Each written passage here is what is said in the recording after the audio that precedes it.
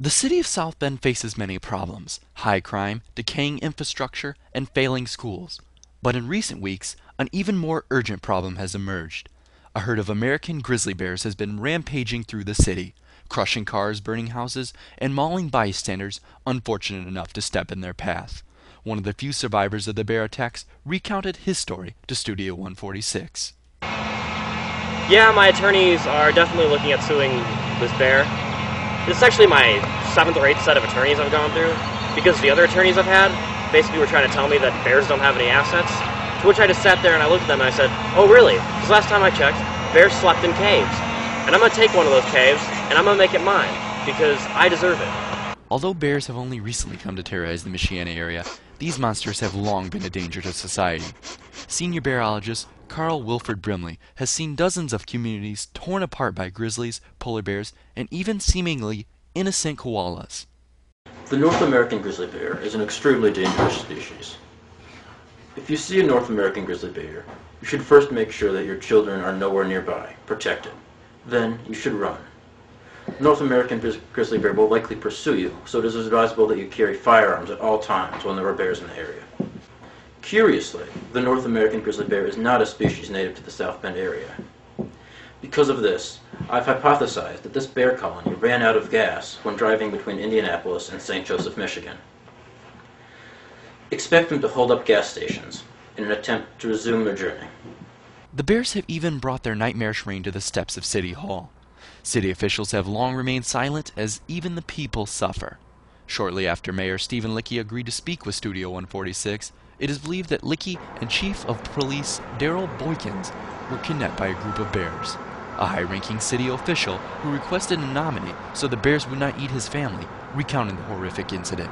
So basically what happened was I was walking down the street with me and my friend Joseph Wamba, Stephen Lickey, and Daryl Boykins, and we was heading to BW3 because we go there every Thursday because of the boneless buffalo wings. They 50 cents a wing. They delicious. You just can't help but to go there. And I was talking to Joe when he started dozing off, and I said, Joe, hey, look at me.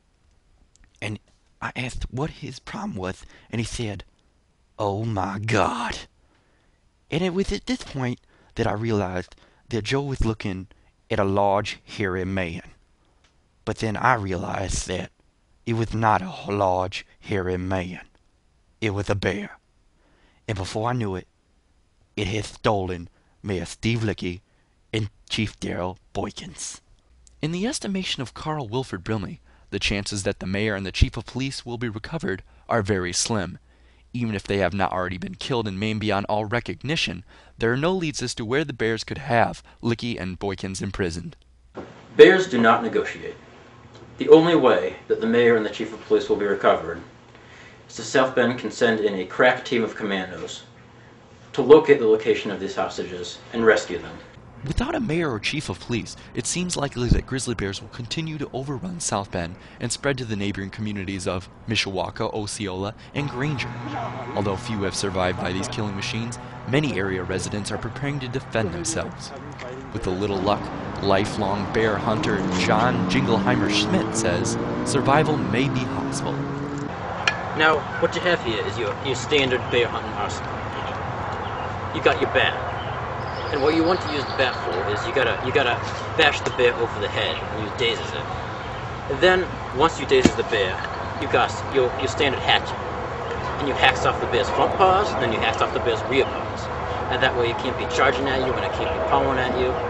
And then you got your sword, your standard 18-inch saber. And then you stabs it right into the heart of the bear, and the bear dies. And then you cuts up the bear, and if it ain't a polar bear, you can eat it.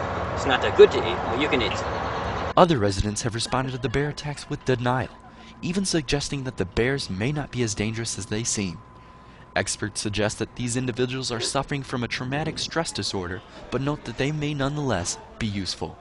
Along with children and grandparents, throwing deniers into the path of an oncoming bear may distract the bear, allowing an opportunity to run far, far away. The state of the city of South Bend is unknown at this point, but one thing is for certain: be prepared. On behalf of Ben Mainwaring and Matt Zakrowski, I'm Daryl Silky Smooth Bajors, Studio 146.